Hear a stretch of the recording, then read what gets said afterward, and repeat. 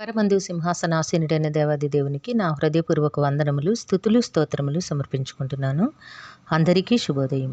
ఈ దినాన జీవాధిపతి అయిన దేవాది దేవుడు నీ కొరకు సిద్ధపరిచిన వాక్కు, యెహోవా యందు భయభక్తులు కలిగియుండుట వినయమునకు ప్రతిఫలము, ఐశ్వర్యమును ఘనతయు జీవమును దాని వలన కలుగును. దేవుని నామమునకు మహిమ కలుగునుగాక. ఈ మాటలు సామెతల గ్రంథము 22వ అధ్యాయము 4వ వచనములో వ్రాయబడి ఉన్నవండి.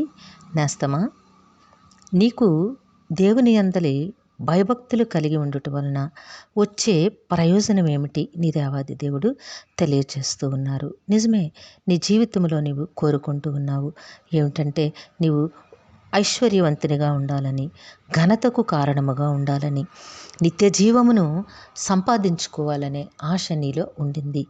వాటన్నిటినీ దేవుడు నీకు తప్పక అనుగ్రహిస్తారు. ఇహమందును పరమందును కూడా నిన్ను దేవాది దేవుడు సమస్త ఆశీర్వాదములతోనూ మేలులతోనూ నింపి జీవింపచేస్తారు. నిన్ను ఒక ఘనతకు కారణముగా దేవుడు నిన్ను ఆశీర్వదిస్తారు. నిత్య జీవమును దేవుడు నీకు అనుగ్రహిస్తారు. అయితే వీటిని నీవు సంపాదించాలి అంటే నువ్వెట్లా ఉండాలి దేవుడు చెప్తూ ఉన్నారు. వినయము కలిగిన వానివై నీవు జీవించాలి. వినయ విధేయతల వలన నీకు చక్కటి ఫలము కలుగుతోంది. ఏమిటనగా దేవుని యందలి భయము భక్తి నీకు వస్తోంది. కనుక నీవు ఎన్నడూ కూడా దేవుని యందలి భయమును భక్తిని విడిచిపెట్టకూడదు. దేవుని యందలి భయభక్తులతోనే నీవు జీవించాలి.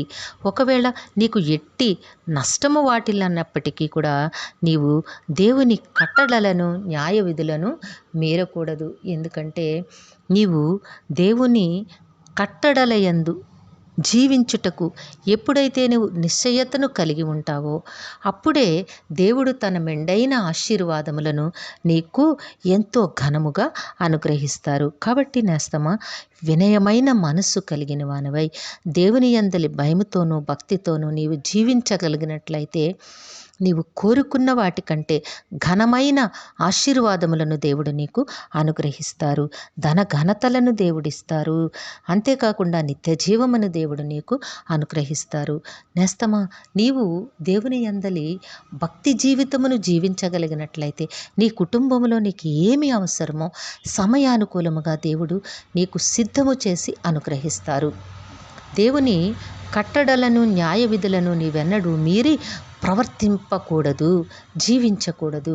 వాటికి కట్టుబడి నీవు బ్రతకగలిగినట్లయితే నీ బ్రతుకు ఎంతో ఆశీర్వాదకరముగా ఫలభరితముగా అనేక మందిలో నీవు ఘనపరచబడేవానిగా, నీవు ఎంతో ఉన్నతమైన ఆశీర్వాదములను పొందుకొని గౌరవించబడేవానిగా నీ బ్రతుకు ఉంటోంది. కనుక నేస్తమా, ఎన్నడూ దేవుని యందలి భయభక్తులు విడిచిపెట్టకు.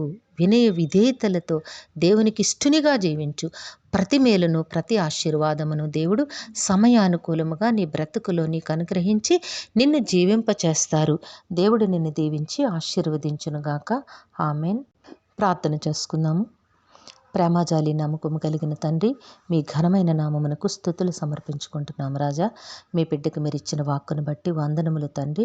మీ వాక్కు మీ బిడ్డ జీవితంలో నెరవేర్చండి నాయనా. మీ బిడ్డ మీ అందలి భయముతోనూ భక్తితోనూ వినయ విధేయతలతోనూ జీవించాలని ఆశిస్తూ ఉండగా ప్రతి విధమైన ఆటంకములు దూరపరిచి నాయనా మీ ప్రేమకు చిహ్నముగా బిడ్డని నాయన జీవింపచేసి దీవించి ఆశీర్వదించమని వేడుకుంటూ ఉన్నాము. మా ప్రియులందరినీ వారి కుటుంబములను మీ దివ్యహస్తములకు అప్పగించుకుంటున్నాము తండ్రి. అందరికీ నీ కావలసిన ఆయురారోగ్యము, పరిపూర్ణమైన రక్షణ, దీర్ఘాయుషు, నెమ్మదిని ప్రసాదించి మీ శాంతి సమాధానంతో జీవింపచేయండి. యవన కాలమందున్న బిడ్డలకి సకాలంలో చక్కని వివాహములు, ఉద్యోగములు, గర్భఫలములు ప్రసాదించండి. ఈ దినము పుట్టినరోజు, వివాహ దినమోత్సవములు జరుపుకొంచున్న బిడ్డలందరికీ మీ ఆశీస్సులు, దీర్ఘాయుష్ను అనుగ్రహించి మీ కృపలో జీవింపచేయండి నాయన. విద్యాభ్యాసంలో ఉన్న బిడ్డలకు ఆరోగ్యమును, ఉన్నతమైన విద్యను, భవిష్యత్తును ప్రసాదించండి. మా ప్రియులు చేస్తున్న పనిపాట్లలో, వ్యాపారముల్లో, ఉద్యోగ విధులలో, ప్రయాణముల్లో తోడుగా ఉండి మీ దూతల కాపుదలగా ఉంచి నడిపించమని సమస్తమును మీ కృపకు అప్పగించుకుంటూ ఈ ప్రార్థన యేసయ్య నామములో అడిగి వేడుకొనుచున్నాము తండ్రి. ఆమెన్. కరుణావాత్సల్యత కలిగిన దేవుడు మీ కుటుంబ జీవితంలో ఉన్నతమైన ఆశీర్వాదములు అనుగ్రహించి మిమ్మును ఆయన నామ మహిమ కొరకు జీవింపచేయునుగాక. Amen, amen, amen.